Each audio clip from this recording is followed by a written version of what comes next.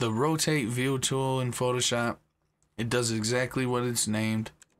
You click and drag left or right to rotate the whole entire canvas.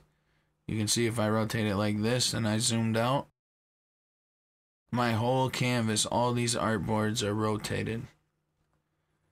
If you hold shift, it'll snap to the nearest 15 degrees. So you got 45, 30, 15, 0, negative 15, all the way to 90. You also got some options up here. You got the preset drop down, same as every other tool. You can change the rotation angle from here. You don't even have to click on the canvas. You can move it from here, the little circle. You can click reset view to reset the angle to 0.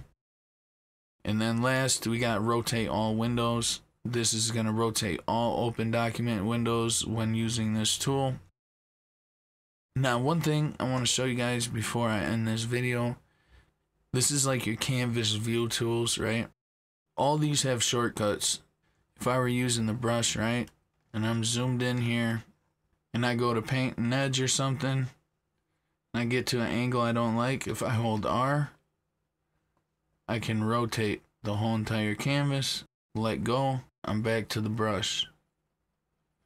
If I hold Alt and use the scroll wheel to zoom in and zoom out, if I hold the space bar, I got the hand tool shortcut where I can move the canvas around, move wherever I want to go on it.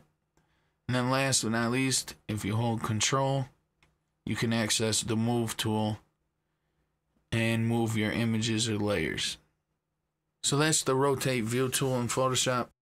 If you got any questions or comments, make sure to put them in the comment section below.